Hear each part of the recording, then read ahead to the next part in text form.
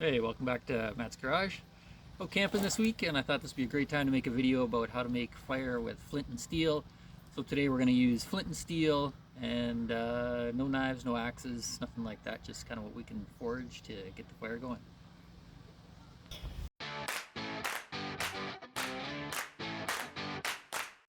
Okay, so one of the first things we need are going to be lots of sticks like this. About the thickness of maybe a toothpick, a little smaller than a matchstick. This area that we're in, there's lots of kind of dead branches that we can get these. You want to make sure when you pick them that they snap really well. If they just bend and don't snap, then they're not dry enough. This is a really kind of damp area. There's lots of water in the ground. So any of the sticks that are actually kind of down on the ground, I'm probably just going to avoid altogether and just try to be breaking off ones that are kind of up a little higher. And you probably want two good-sized handfuls of this size of stick. Okay. All right, so we've got most of our sticks. Next size up is probably about this size, thickness of a pencil.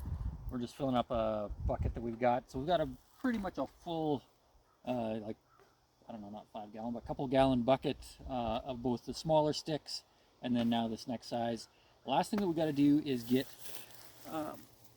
like dry grass. That's going to be pretty hard to find in this area. It's going to take some time. Again, definitely with this, we don't want anything that's been laying on the ground, but we're going to hunt around and find a ton of this stuff, basically until we have like the size of a basketball or a volleyball. It's always amazing how fast you go through that. So you want a good clump of that is nice and dry. If it's green at all or if it's damp at all, it's not really going to work. Let me show you what I've got. Basically I just use a little Altoids tin to keep my stuff in, but I've got a steel flint char cloth. That's a whole nother story on its own, but super helpful, super critical if you're going to use flint and steel. I think they've been making this for about 400 years, basically using cotton and linen, and then your embers from your flint and steel will land on that, and then you're able to put that into your big grass bundle here.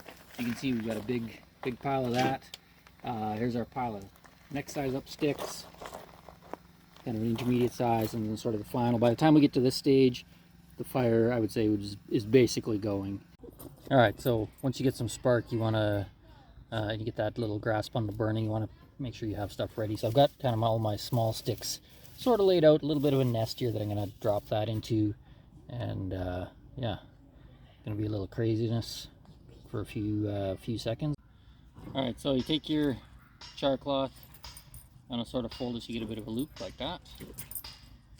Lay that on top of your flint, back from the edge, because obviously you don't want to be breaking it when you strike it, but you want it close enough that it'll sort of catch those sparks. And you basically start striking.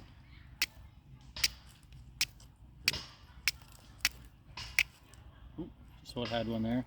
Anyways, basically what I'm looking for is one of the sparks to land in the char cloth. Once it catches, the ember will sort of keep itself going in the char cloth. There we go.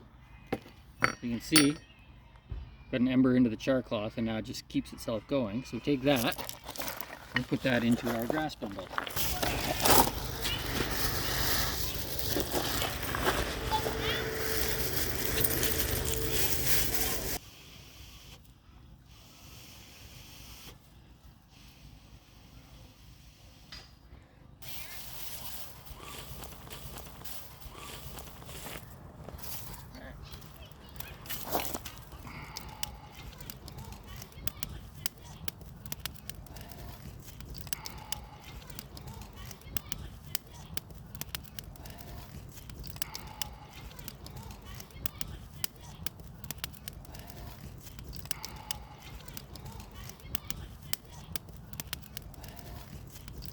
And that's how you make a fire with flint and steel, no match, no axe.